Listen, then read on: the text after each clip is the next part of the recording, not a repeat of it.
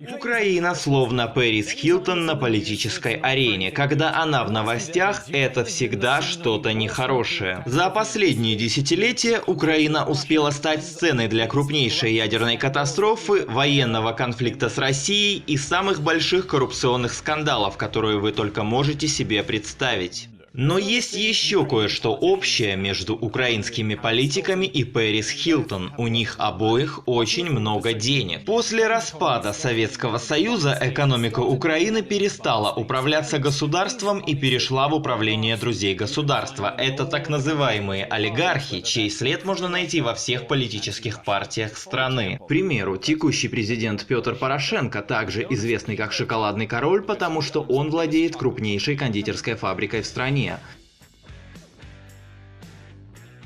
И бывший премьер Юлия Тимошенко, известная как газовая принцесса, потому что она сделала много денег в газовой промышленности. Другими словами, все изменилось, но все осталось как прежде. Тем не менее, в Украине все действительно начинает меняться. Но не заблуждайтесь, эти изменения не в лучшую сторону. На самом деле даже наоборот. В предыдущем видео мы рассказывали о том, что Россия является основным поставщиком газа в Европу. Например, Германия покупает 60% природного газа у российских компаний, таких как «Газпром» и «Роснефть». И как же к ним поступает этот газ? По большей части из газопроводов, которые пересекают украинскую землю. Это означает, что, несмотря на то, что Украина обладает небольшими запасами газа, она все еще является горячей точкой в этом бизнесе. И в этот момент Владимир Путин появляется на сцене. По сей день Путин нуждается в Украине, чтобы снабжать Европу газом, но, как вы знаете, отношения между Путиным и Киевом в настоящее время имеют статус «все сложно», если не сказать больше. Так что после вековой любви и славянского братства правительство Порошенко хочет держаться от Путина как можно дальше. Как вы понимаете, этот политический развод не делает Россию счастливой. Каждый раз, когда их газ проходит через территорию Украины, миллионеры должны платить алименты бывшей жене. Но это не конец истории.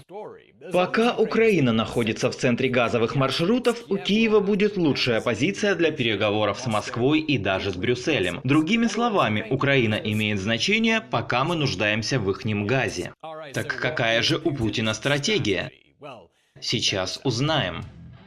Россияне настаивают на прокладке нового газопровода в обход Украины. Европейцев это устраивает. Да, мои дорогие зрители, Россия хочет вывести Украину из уравнения газового маршрута. Таким образом, Украина потеряет свою стратегическую ценность, которая будет означать, что ни Америка, ни Европейский Союз не будут заботиться о них в случае возможного нового российского вторжения. Итак, вопрос: будет ли эта стратегия работать и позволит ли Евросоюз России обойти Украину?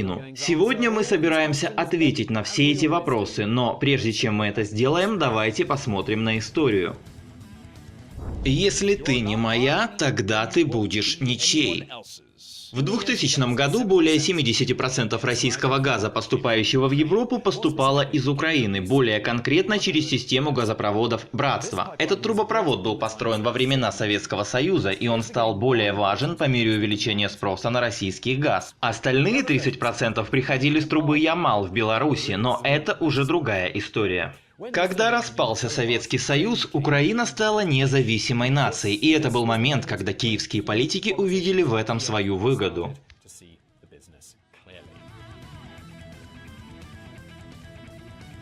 У России есть запасы газа, но им нужно, чтобы мы транспортировали его немцам, поэтому они должны заплатить нам плату за проезд. В настоящее время этот тариф составляет более 2 миллиардов долларов в год, но раньше он был еще выше.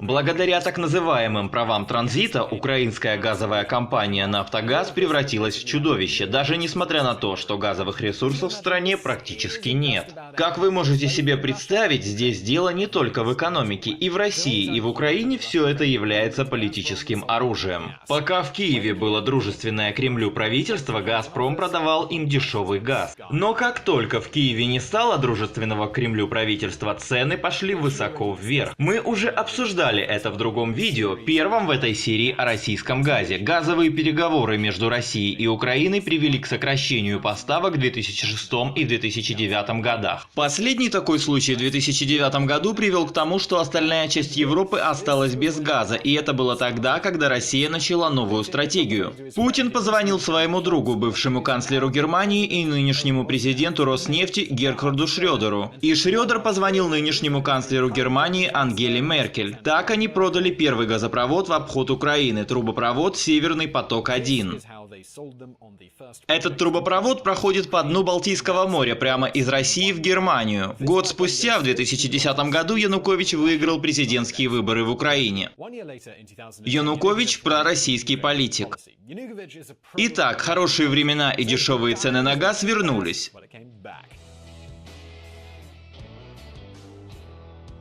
Но в 2014 году у них был Евромайдан. Вы помните те протесты в Киеве? Это вывело Януковича из игры и привело новое антироссийское правительство в Украину. И тогда Путин сказал: если ты не моя, тогда ты будешь ничей. В 2015 году «Газпром», главная газовая компания России, приступила к окончательному плану обхода Украины. С одной стороны, они начали строительство «Северного потока-2» через Балтийское море. А с южной стороны «Газпром» строит «Туркстрим», который проходит в Турции по дну Черного моря. Президент «Газпрома» заявил, что к 2020 году старый добрый трубопровод «Братство» будет нести менее 10% того, что раньше.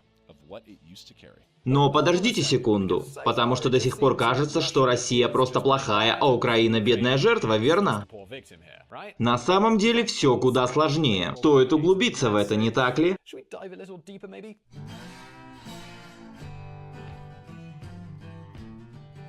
Украинский джаггернаут. «Нафтогаз» — это не просто газовая компания. На самом деле это своего рода агентство по трудоустройству. У них более 175 тысяч рабочих. Да, все верно. Для сравнения, на польском «Нафтогазе», который также принадлежит государству, работает всего 25 тысяч человек. Другими словами, в Украине вы никто, если у вас нет родственника, работающего на «Нафтогаз».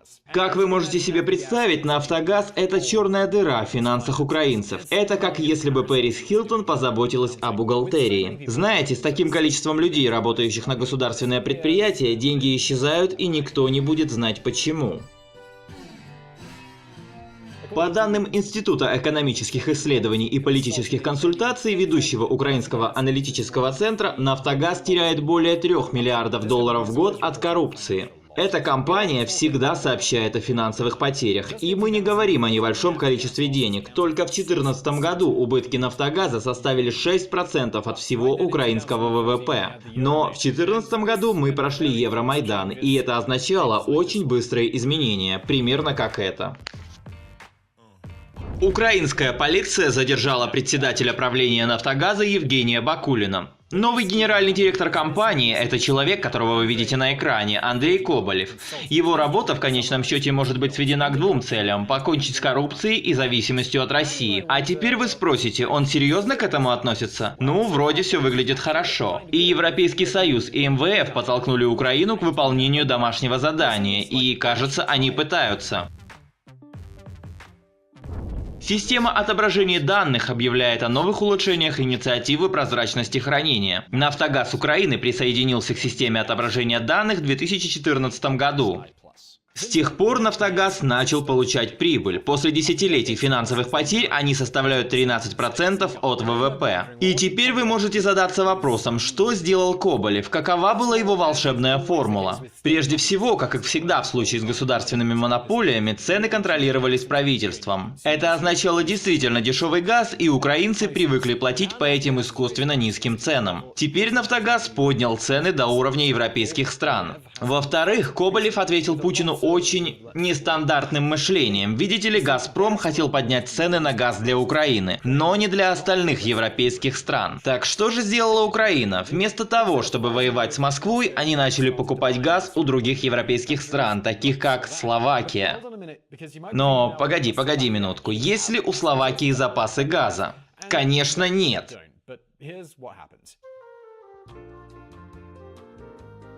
Но послушай, в контрактах с «Газпромом» говорится, что после поступления газа в страны ЕС Россия теряет над ним контроль. Это означает, что покупатель может сделать с газом все, что они хотят сделать. Итак, теперь Словакия получает свой российский газ по трубе Братства, а затем он проходит через ту же трубу и возвращается обратно в Украину. Таким образом, Словакия покупает российский газ через Украину, а затем Украина покупает его у Словакии. Благодаря этому «Нафтогаз» сократил четверть своих импортных расходов. Но это только начало. Коболев продолжает искать альтернативы, например, Азербайджан. Как мы уже говорили в других видео, Азербайджан имеет много газа, и они строят трансанатолийский газопровод, который идет в Италию. Киев хотел подключиться к этой трубе через Болгарию. Но мы углубимся в это в нашем заключительном видео из этой серии, потому что, поверьте, Азербайджан еще одна интересная тема, которая заслуживает собственного видео. Подпишитесь, чтобы не пропустить. Итак, возвращаясь к нашей истории, кажется, что Украина делает большую работу по очистке от коррупции, правда? Ну, подождите минутку, потому что, как я всегда говорю, не все это солнце и радуга. Если Украина хочет полностью адаптироваться к европейским стандартам, они должны либерализовать свой газовый рынок. Это будет означать, что «Нафтогаз» больше не будет монополистом, и им придется расколоть компанию на несколько частей. Одна будет сосредоточена на добыче газа, другая будет управлять внутренним потреблением и так далее. И, как вы можете себе представить, здесь начинаются проблемы. ЕС и Украина тянут кота из-за разделения «Нафтогаза». Если Коболев хочет навести порядок в компании, он поймет, что слишком много олигархов управляют компанией слишком долго. Да, компания может принадлежать государству, но это не повод, чтобы не давать миллионерам зарплаты и не брать у них за это взятки. И это не просто остановить даже на один день. Но это не самая плохая часть. Видите ли, в марте 2019 года в Украине снова будут выборы, и результат будет решающим для будущего «Нафтогаза». И, конечно, мои дорогие зрители, у России есть совершенно определенная повестка дня для всего этого. Экономика против геополитики. Германия все прояснила, они будут строить Северный поток-2. И Брюссель, и Вашингтон против этого. Дональд Трамп очень критиковал. Он как бы сказал, что даже Пэрис Хилтон будет умнее, чем Германия в вопросе хорошей энергетической политики. И теперь вы можете спросить, как Ангела Меркель позволила соблазнить себя Владимиром Путиным? Да, вы знаете, что бывший канцлер Германии Герхард Шрёдер – человек Путина в Европе, но это еще не все. По сути, у Германии большая дилемма. С одной стороны, их промышленность нуждается в газе, и им надо много газа. Чем безопаснее и дешевле, тем лучше. Если быть в стороне от политики Северного потока-2, то это лучший вариант с точки зрения экономики. Во-первых, это дешево. Во-вторых, он избегает всех потенциальных газовых войн с Украиной. Это проблема? Этот газопровод сделает Германию еще более зависимой от России. Между тем, Путин счастлив. Он может обойти Украину, а также уничтожить их экономику. В связи с этим намерения России более очевидны, чем твоей бывшей, когда она хотела выпить с тобой кофе. Хотите пример? Посмотрите на эту карту. Это Черное море. И это маленькое море на севере, это Азовское море. Оба моря соединены Керченским проливом. А в Украине есть две важные гавани в Азовском море. Так что же сделала Россия? Они построили мост прямо у Керченского пролива. Мост, который не дает большинству кораблей пройти или покинуть Азовское море. Вот почему вы слышите так много новостей о военной эскалации в этом регионе сейчас. Так что теперь вы можете задаться вопросом, почему Россия так старается обанкротить Украину. Это все от ревности? Нет. Дело в том, чем более антироссийское правительство в Украине, тем лучше для пророссийских кандидатов на выборах. И есть ли какой-нибудь российский кандидат, участвующий в выборах в 2019 году? Ну, ответ здесь возможно все. Вот пример того, насколько безумной может быть эта страна. В Украине есть телешоу «Слуга народа», главный герой – учитель, который борется с коррупцией. И значит, уже есть настоящая политическая партия, основанная на этом сериале. Актер, который играет роль этого учителя, является кандидатом в президенты. Его зовут Владимир Зеленский. И есть ли у него реальный шанс на победу? Ну, просто посмотрите на это. Тимошенко лидирует на выборах в президенты, далее следуют Порошенко, Зеленский и Гриценко. Да, вы правильно поняли, он на третьем месте, за ним следует «Шоколадный король» и «Газовая принцесса». Так что да, это невозможно предсказать, что должно случиться. В этой истории есть только одна ясная вещь – это то, что Азербайджан отлично проводит время, но об этом мы поговорим в следующем видео. Итак, у меня для вас есть вопрос, что бы вы выбрали, если бы вы были Германией? Вы бы взяли дешевый газ, российский газ в обмен на то, чтобы обойти Украину, или вы бы пожертвовали конкурентоспособностью ради политического интереса? Пожалуйста, оставьте свой ответ в комментариях. Спасибо за просмотр. Оригинал Visual Politic, перевод Стас Беляев, ссылка на оригинал в описании. More about politics and hear even more of my lovely voice, you can join us at Reconsider Media. We have a podcast at reconsidermedia.com/podcast. See you there.